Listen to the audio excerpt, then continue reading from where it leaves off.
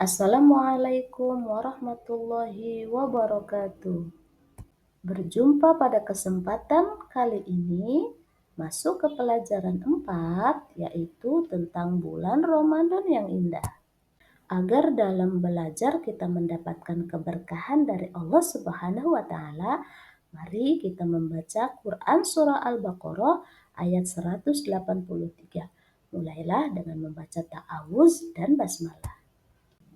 أعوذ بالله من الشيطان الرجيم بسم الله الرحمن الرحيم يا أيها الذين آمنوا كتب عليكم الصيام كما كتب على الذين من قبلكم لعلكم تتقون. Shadaqallahul Adzim. Artinya, wahai orang-orang yang beriman, diwajibkan atas kamu berpuasa, sebagaimana diwajibkan atas orang-orang sebelum kamu, agar kamu bertakwa. Puasa di bulan Ramadan. Ikutilah percakapan dua orang yang berteman, Ali dan Ferry berikut ini. Fer, saya melihat kamu kurang ceria hari ini. Ada apa? Sapa Ali. Kamu kan tahu, Ali, sekarang ini bulan Ramadan. Saya sedang berpuasa, jawabnya.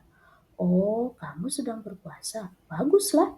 Tetapi kenapa kamu kelihatan begitu lemas?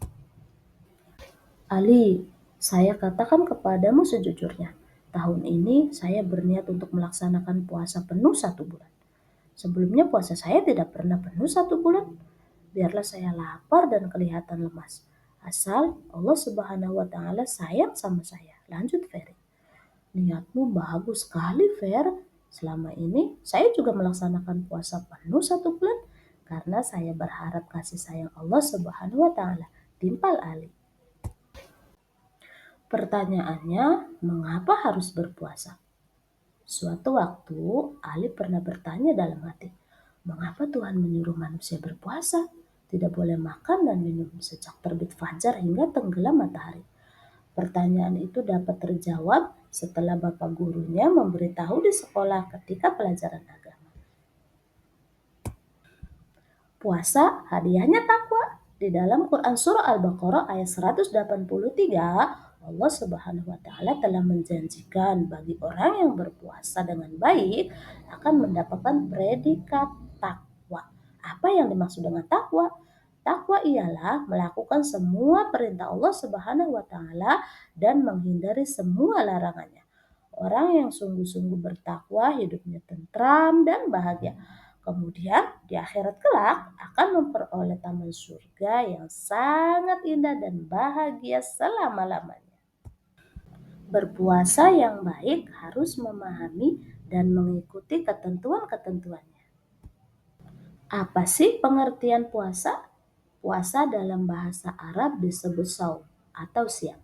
Artinya menahan diri dari segala sesuatu seperti menahan makan, minum, nafsu, dan menahan berbicara yang tidak bermanfaat. Sedangkan puasa menurut ajaran agama Islam artinya menahan diri dari hal-hal yang membatalkannya sejak terbit fajar sampai terbenam matahari dengan niat dan beberapa syarat.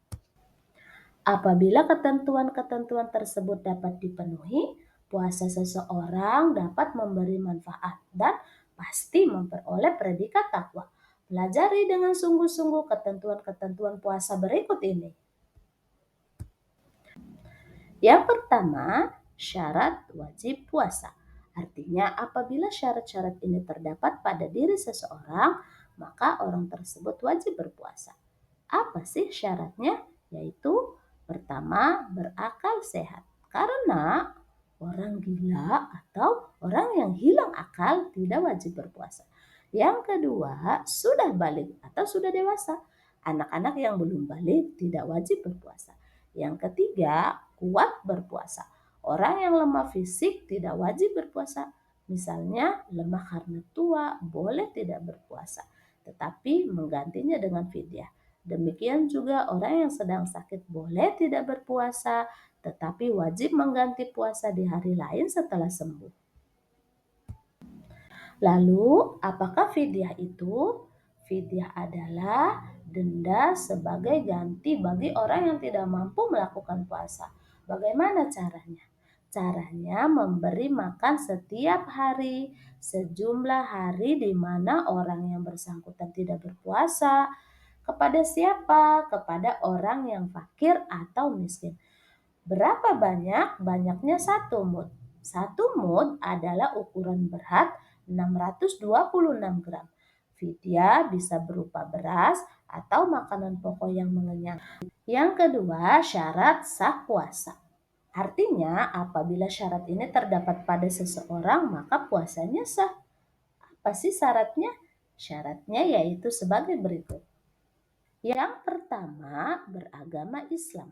Karena orang yang tidak beragama Islam tidak sah berpuasa. Yang kedua, berakal.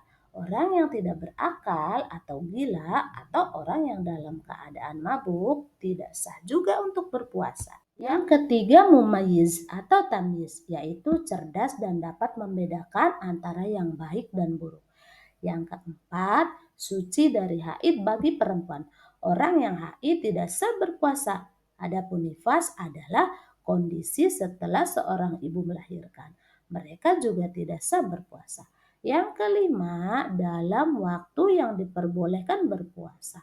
Karena ketika kita berpuasa dalam waktu yang dilarang, maka puasanya tidak sah. Mana waktu yang dilarang untuk berpuasa? Yaitu pada hari raya Idul Fitri dan hari raya Idul Adha, hari tasyrik pada tanggal 11, 12, dan 13 di bulan haji. Sekarang kita membahas rukun puasa. Ada berapa rukun puasa? Rukun puasa ada 2. Pertama, berniat, yaitu menyengaja puasa bulan Ramadan. Waktunya setelah matahari terbenam sampai sebelum terbit fajar shadiq. Yang kedua, menahan dari segala yang dapat membatalkan puasa, mulai dari terbit fajar shadiq hingga terbenam matahari. Mari kita bahas hal-hal yang membatalkan puasa. Apa saja yang dapat membatalkan puasa? Pertama, makan atau minum dengan sengaja. Kedua, muntah dengan sengaja. Ketiga, datang bulan atau haid atau melahirkan.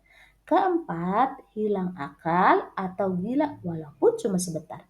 Yang kelima, murtad, yaitu keluar dari agama Islam. Selain hal-hal yang dapat membatalkan puasa, kita juga akan membahas hal-hal yang merusak pahala puasa. Apabila seorang sedang berpuasa, lalu melakukan perbuatan tercela, maka rusak atau berkurang pahala ibadah puasanya. Contoh perbuatan tercelanya adalah berdusta, menghina, menghasut, memfitnah, berkata kotor, berkelahi, bertengkar, dan lain sebagainya.